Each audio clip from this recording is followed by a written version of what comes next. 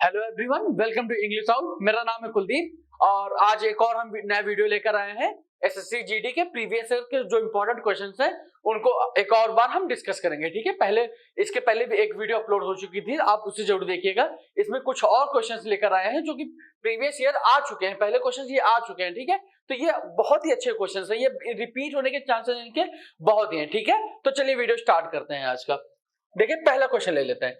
पहला क्वेश्चन क्या है, the sum of a natural number and its square equals the product of the first three prime numbers, the number is. Question क्या बोल रहा है? Question ये बोल रहा है the sum of a natural number, एक किसी नेचुरल नंबर का सम और उसका स्क्वायर, जो कोई नेचुरल नंबर है, सपोज करें नेचुरल नंबर अगर वो x है, ये और इसका स्क्वायर का जो समीशन है वो किसके बराबर है? Product of the first three prime numbers, पहले थ्री प्राइम नंबर्स क्या है? 2, 3, 5। तो यानी x plus x square is equal to 2 into 3 into 5। ये कितना हो जाएगा? x प्लस एक्स स्क्वायर, इसकी वैल्यू कितनी आ गई? 5 तो 30, 30। ठीक है, 5 3 15 टू 2 30। यानी जो एक कोई नेचुरल नंबर है उसका और उसके स्क्वायर का जो समीशन है वो 30 है। ठीक है, तो हमें वो नंबर बताना है, तो हमें x plus x square is equal to 30 solve करना है। देखिए इसको आप क्वाड्रेटिक इक्वेशन को सॉल्व करने मत जाइए, ठीक है, क्योंकि बहुत टाइम आपका लग जाएगा। आप या तो इसमें हिट एंड ट्रायल मारिए या तो आप ऑप्शन से डायरेक्टली पुट करके देखिए। ठीक है, जैसे ऑप्शन में देखिए, अगर 2 लेते हैं तो 2 2 4 प्लस 2 6, नहीं सेटिस्फाई कर रहा है। 3 लेते हैं 9 प्लस 3 12, नहीं सेटिस्फाई कर रहा है। 5 लेते हैं 25 प्लस 5 30, सेटिस्फाई कर रहा है 5, x इज इक्वल टू 5। तो आंसर हमारा हो जाएगा सी। ठीक है, आप डायरेक्टली हिट एंड ट्रायल मार के आप आंसर निकाल सकते हैं। अगर 6 लेंगे तो 36 प्लस 6 42, नहीं सेटिस्फाई कर रहा है। ठीक है, आप डायरेक्टली कुछ मत करिए, सी आप ऑप्शन पुट करिए, आपका आंसर आ जाएगा। क्वाड्रेटिक इक्वेशन सॉल्व करने मत जाइएगा, बहुत सारे बच्चे क्वाड्रेटिक इक्वेशन सॉल्व करने चले जाते हैं तो वहां पर टाइम बड़ा वेस्ट हो जाता है। ठीक है, तो आई होप समझ में आया होगा। ठीक है, चलिए बढ़ते हैं अगले क्वेश्चन पर। अगला क्वेश्चन देखिए, 1 प्लस 2 प्लस 3 प्लस 100 ये सीरीज बन रही है इज इक्वल टू एक्स। तो हमें x की वैल्यू बतानी है। मतलब क्वेश्चन बहुत ही सिंपल है, नंबर सिस्टम का क्वेश्चन है कि हमें फर्स्ट 100 टर्म्स का समीशन बताना है। ठीक है, फर्स्ट 100 टर्म्स का समीशन बताना है। ठीक है, तो फर्स्ट 100 टर्म्स का समीशन निकालने के बहुत सारे तरीके होते हैं। सबसे मैं बेस्ट तरीका बोलता हूं मैं कि आप एपी लगा दीजिए। कहीं भी समीशन अगर आ रहा है, जैसे यहाँ पे भी देखिए एपी बन रहा है। एपी क्या होता है? Arithmetic progression. कोई सीरीज दी गई हो, अगर उसमें सेम डिफरेंस का समीशन हो, जैसे इसमें 1 प्लस 2 प्लस 3 एक सीरीज बन रही है, तो ये अरिथमेटिक प्रोग्रेशन है, तो आप एपी का फॉर्मूला लगा दीजिए।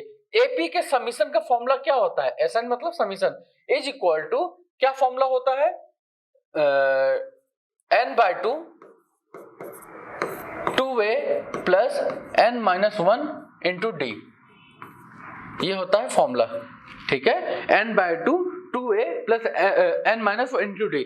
n क्या होता है? नंबर ऑफ टर्म्स, d क्या होता है? डिफरेंस उनके बीच में, और a क्या होता है? First number. एक तो फॉर्मूला ये होता है, और दूसरा फॉर्मूला क्या होता है? n/2 a plus l। ये फॉर्मूला बहुत इंपॉर्टेंट है, बहुत ही काम आते हैं आपके। ठीक है, a प्लस l। अब यहाँ पे क्या है? n तो नंबर ऑफ टर्म्स है, a क्या है? फर्स्ट टर्म, और l क्या है? Last term. ठीक है, अब यहाँ पे देखिए, यहाँ पे हम कौन सा फॉर्मूला लगाएंगे कि जो हमें आसानी पड़ जाएगी। वैसे दोनों फॉर्मूले से हो जाएंगे, लेकिन आसान क्या है? ये फॉर्मूला, क्योंकि फर्स्ट टर्म हमें पता है, लास्ट टर्म पता है। तो किसी भी एपी का अगर फर्स्ट टर्म पता हो, लास्ट टर्म पता हो, आप ये फॉर्मूला लगा दीजिए। नंबर ऑफ टर्म्स क्या है? 1 से लेकर 100 तक 100 टर्म्स हो जाएंगे। 100/2, फर्स्ट टर्म क्या है? 1 1 प्लस लास्ट टर्म क्या है? 100 100। तो ये कितना हो जाएगा? 50 इंटू 100 प्लस 1 100 0 1। आप इसको सॉल्व करेंगे तो 50 50 50 50, आंसर ए। ठीक है, समझ में आ रहा है ना? बहुत ही बेसिक है। आप एपी का फॉर्मूला लगाइए। ये दोनों जो फॉर्मूले हैं एपी के, ये बहुत ही काम के हैं, ये बहुत सारे क्वेश्चन इससे फ्रेम होते हैं। ठीक है, आप अगर आपको फर्स्ट टर्म और लास्ट टर्म दिया है तो आप प्लीज ये वाला फॉर्मूला यूज करिए, वो वाला फॉर्मूला मत यूज करो। आंसर आ जाएगा लेकिन टाइम बड़ा बचेगा ये फॉर्मूला अगर यूज करके। ठीक है, चलिए बढ़ते हैं अगले क्वेश्चन पर। अगला क्वेश्चन देखिए, the LCM of two numbers is 520 and HCF is 4 if one of the numbers is 52 then other number. मतलब किसी दो नंबर का एलसीएम 520 है, एचसीएफ 4 है। पहला नंबर अगर 52 है तो हमें दूसरा नंबर बताना है। देखिए फॉर्मूला क्या होता है? LCM into HCF is equal to first number into second number. ये डायरेक्टली फॉर्मूला होता है, इससे बहुत ज्यादा क्वेश्चन बनते हैं, इतने क्वेश्चन बनते हैं खाली इसी फॉर्मूले पर बेसिस पर। आपके एलसीएम एचसीएफ के क्वेश्चंस में 80% क्वेश्चन खाली इसी फॉर्मूले पे बनते हैं, बस थोड़ा बहुत इधर उधर चेंज करता जाएगा, बाकी फॉर्मूला यही सेम रहेगा, ठीक है। अब यहां पे देखिए क्या होगा, एलसीएम कितना गिवन है 520, एचसीएफ कितना गिवन है 4, फर्स्ट नंबर क्या है 52, सेकंड नंबर क्या है हमें नहीं पता, हम एक्स लेट कर देते हैं, ठीक है। तो 52 ये 10 टाइम्स हो जा रहा है, ठीक है, और 10 इंटू 4 एक्स की वैल्यू कितनी आ गई 40, तो सेकंड नंबर क्या है 40 आंसर। बहुत ही बेसिक है, आप खाली आपको अगर फॉर्मूला पता है तो आप आसानी से निकाल सकते हैं इसे, ठीक है। तो चलिए आप देखते हैं चौथा क्वेश्चन। चौथा क्वेश्चन क्या है, हमें इसका स्क्वायर रूट बताना है इस नंबर का। देखिए ऐसे टाइप के क्वेश्चन जब कभी आए ना फ्रैक्शन में पॉइंट्स हो, तो आप एक काम करिए, पहले न्यूमरेटर के आप पॉइंट्स गिन लीजिए और डिनोमिनेटर के पॉइंट्स को गिन लीजिए, कितने डिजिट्स के बाद पॉइंट्स लगे हुए हैं। अगर सेम है तो आप इसको एज इट इज नंबर को लिख दीजिए, पॉइंट्स को खत्म कर दीजिए। कैसे मैं समझाता हूँ, यहाँ पे देखिए न्यूमरेटर पे देखिए 1 2 3 1 2 3 1 2 3, मल्टीप्लीकेशन में तो पॉइंट्स ऐड होंगे 3 3 6 9, कितने डिजिट्स के बाद पॉइंट्स है 9। यहाँ पे देखिए 4 4 8 1 9, कितने डिजिट्स पर है 9, यानी ऊपर भी 9 डिजिट्स के बाद पॉइंट्स है, नीचे भी 9 डिजिट्स के बाद पॉइंट्स है, तो हम पॉइंट्स को खत्म कर देंगे। बिना पॉइंट्स को आप इसको लिख दीजिए, बिना पॉइंट के कैसे, मतलब इसे पॉइंट 324 के मतलब 324 लिख दीजिए, इसे 81 लिख दीजिए, ठीक है, इसे 4624 लिख दीजिए, ठीक है, और इसे 15625, इसे 289 और इसे 729 और ये 64, ठीक है। हमें इसे सॉल्व करना है, ठीक है। आप घबराइएगा मत, बहुत ही सिंपल होता है सॉल्व करना, ठीक है। कैसे करेंगे, एक एक करके आप लेते जाइए। 324 किसका होता है 18 का, स्क्वायर रूट बताना है ना हमें, हमने स्क्वायर रूट लगा दिया, इसका हमसे स्क्वायर रूट पूछा है तो हमने स्क्वायर रूट लगा दिया। अब स्क्वायर रूट से बाहर निकालना है, तो 324 का स्क्वायर 18 का होता है, 81 किसका होता है 9 का, 4624 किसका होता है, अगर नहीं याद है आपको बहुत ही अच्छा ट्रिक होता है। एक बात बताइए 7 का कितना होता है 49 होता है ना, तो 70 का कितना होगा 4900, 70 का 4900 होगा। अब ये 4900 से कम है, यूनिट डिजिट पर 4 है, 4 कब आता है जब यूनिट डिजिट, किसी यूनिट डिजिट का अगर 8 का हम स्क्वायर करते हैं तो 64 आता है। मतलब अगर किसी भी नंबर की यूनिट डिजिट अगर 8 है तो जो स्क्वायर होगा उसका यूनिट डिजिट 4 होगा, ठीक है। अगर किसी भी नंबर के यूनिट डिजिट 8 है तो जब उस नंबर का हम स्क्वायर करेंगे तो उस जो स्क्वायर आएगा उसका यूनिट डिजिट 4 आएगा। यहां पे 4 है तो 70 से पहले कौन सा नंबर होगा जिसका स्क्वायर करने पर यूनिट डिजिट 4 आएगा 68, क्योंकि वहां पे 8 है तो 4 आएगा, तो 68 का स्क्वायर होगा। ये आपको नंबर ऐसे देगा ही आपको कि वो आपको प्रॉपर्ली बना हो, ठीक है। तो 68 का स्क्वायर ये, बाकी 68 का स्क्वायर कैसे निकालते हैं आप स्क्वायर वाली वीडियो देखेंगे मेरा तो आपको पता चल जाएगा आप सेकंड्स में कैसे स्क्वायर निकाल सकते हैं किसी भी नंबर का। अब यहाँ पे देखिए 15625 कैसे निकालेंगे, एक बात बताइए।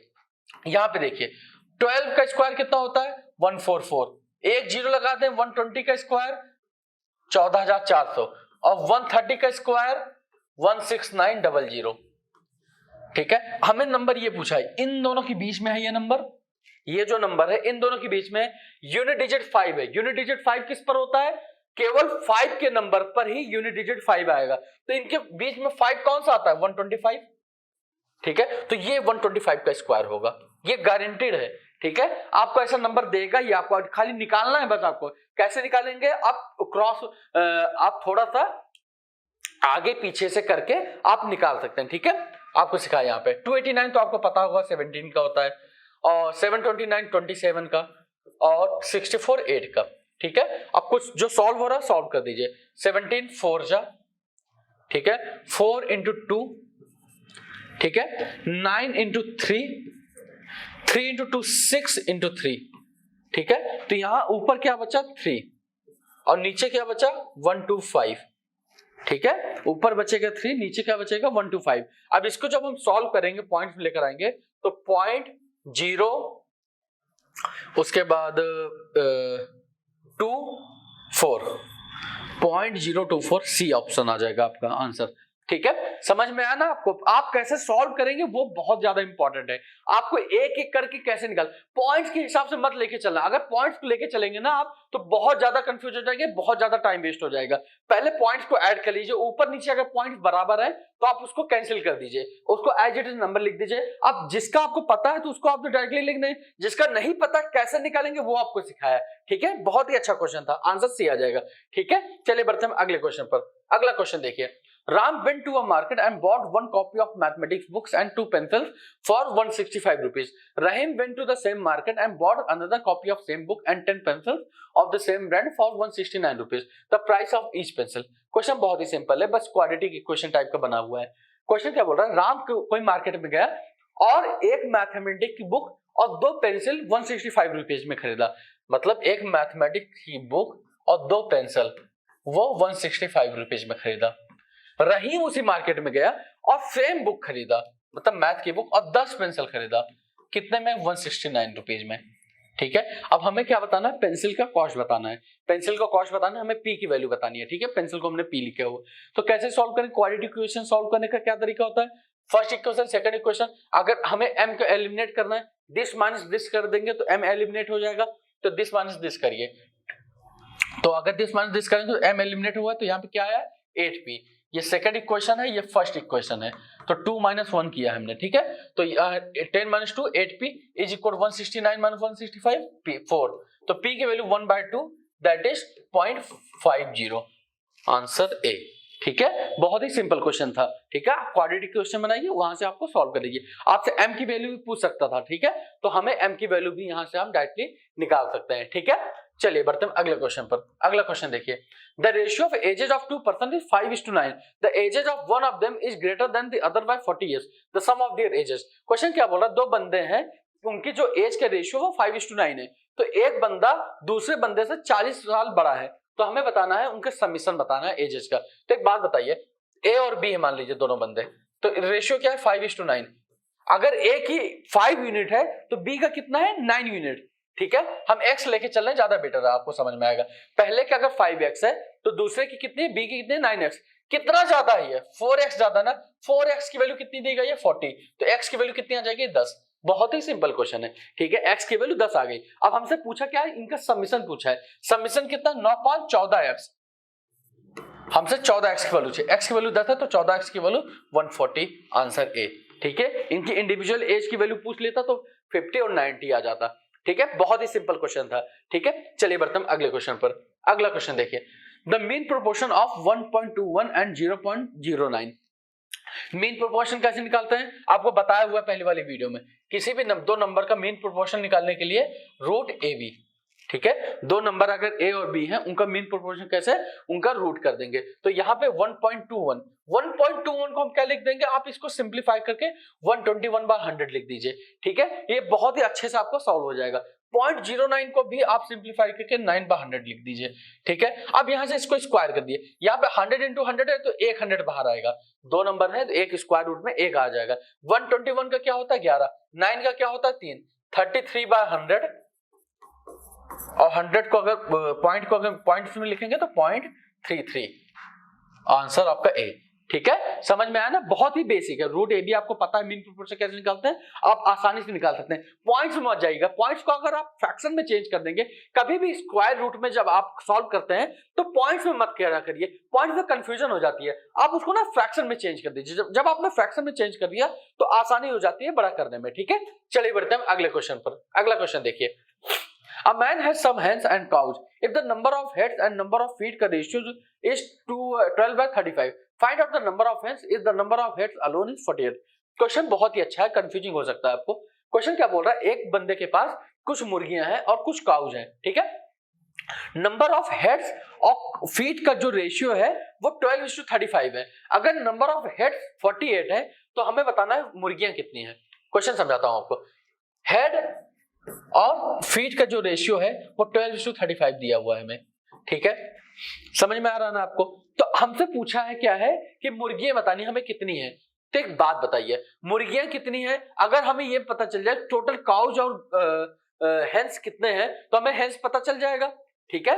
और उसके लिए पहले क्या बताना है, अगर नंबर ऑफ हेड 48 है तो एक बात बताइए, नंबर ऑफ हेड 48 है तो एक हेन पे एक हेड होता है और एक काउ पे भी एक ही हेड होगा, हेड तो से एक ही एक होते हैं, तो यानी टोटल हेन्स और काउ मिला के, हेन और काउ मिला के 48 है, ये बात समझना होगा आपको, ठीक है। आप अगर नंबर ऑफ हेड्स अलोन 48 दिया, नंबर ऑफ हेड अगर 48 है इसका मतलब हेन और काउ मिला के 48 है, ठीक है।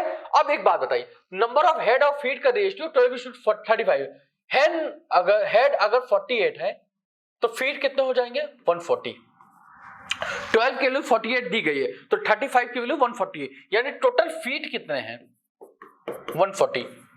क्वेश्चन समझ में आ रहा है नहीं आपको, हेड कितने हैं 48, 12 की वैल्यू 48 है, 35 की वैल्यू 140, फीट 140 है। अब एक बात बताइए, हेन में कितने फीट होते हैं, हेन में कितने फीट होते हैं 2 फीट की बात कर रहे हैं, और काउ में कितने फीट होता है 4, ठीक है। हेन में कितने फीट होता है 2 और काउ में कितने फीट होते हैं 4। हम लेट कर लेते हैं total number of hens h है और काउ कितने हैं c, तो h प्लस c की वैल्यू 48 है। अगर नंबर ऑफ हेन्स h है और काउ c है तो h प्लस c की वैल्यू 48 है क्योंकि इतने हेड है, और फीट कितने हो जाएंगे, अगर h हेन है तो टोटल हेन के फीट कितने होंगे 2h, ठीक है। और अगर काउ c है तो टोटल काउ की फीट कितने हो जाएंगे 4c, तो 2h प्लस 4c की वैल्यू 140 होगी। एक क्वेश्चन समझ में आ रहा है नहीं आपको, h प्लस c की वैल्यू 48 क्योंकि उतने हेड्स हैं, फीट कितने हैं 140, कैसे, हेन के 2 लेग्स होते हैं और काउ के 4 लेग्स होते हैं, तो 2h प्लस 4c की वैल्यू 140, तो अगर 2 से डिवाइड कर देंगे तो h प्लस 2c की वैल्यू 70 आ जाएगी, और h प्लस 2c की वैल्यू यहां पे सॉल्व करेंगे, h प्लस 2c की वैल्यू 70 और h प्लस c की वैल्यू 48, तो यहां से दिस माइनस दिस कर देंगे तो c की वैल्यू कितनी आ जाएगी यहां से 22, तो काउ कितना आ गया 22, तो हेन कितना आ जाएगा 26, आंसर बी। समझ में आया ना आपको, बहुत ही अच्छा क्वेश्चन था, कंफ्यूजिंग हो सकता है। सबसे पहले आपको क्या दिया हुआ है, हेड्स दिया हुआ है, हेड और फीट का रेशियो दिया हुआ है, अगर हेड दिया हुआ है, हेड फीट का रेशियो दिया हुआ है तो फीट निकल जाएंगे, ठीक है। और हेड कैसे निकलेगा, हेड क्या है, हेन और काउ जितने होंगे उतने हेड होंगे, तो h प्लस c 48, फीट कैसे निकलेगा, एक हेन में 2 फीट होते हैं तो 2h, और काउ में 4 फीट होते हैं तो 4c, 2h प्लस 4c 140। दो वेरिएबल था आपके पास, 2 इक्वेशन है, क्वाड्रेटिक इक्वेशन कैसे सॉल्व करते हैं आपको पता है, इन दिस माइनस दिस किया तो काउ आ गया और वहां से हेन आ गया 26, ठीक है। समझ में आया ना आपको, बहुत ही अच्छा क्वेश्चन था। चलिए बढ़ते हैं अगले क्वेश्चन पर, ठीक है। 9th क्वेश्चन देख लीजिए, the fuel indicator in a car shows that 1/5 of the fuel tank as full, ठीक है। When 22 liters of the fuel are poured into the tank, the indicator shows the rest at 3/4 of the full mark. Find the capacity of the full mark. Question समझा देता हूं आपको कि एक कोई tank है, ठीक है, वो शो कर रहा है कि वो 1/5 फुल है, ठीक है, जितना टैंक की कैपेसिटी है उसका 1/5 फुल है। अगर 22 लीटर उसमें और डाल देते हैं तो वो 3/4 फुल दिखाता है, तो हमें कैपेसिटी बतानी है टैंक की, ठीक है। ऐसे क्वेश्चन क्या करिए, आप एक काम करिए, ऐसे क्वेश्चन में आप एक काम करिए कि आप टैंक की कैपेसिटी को एक्सलेट कर लीजिए, टैंक की कैपेसिटी, जो टैंक की कैपेसिटी है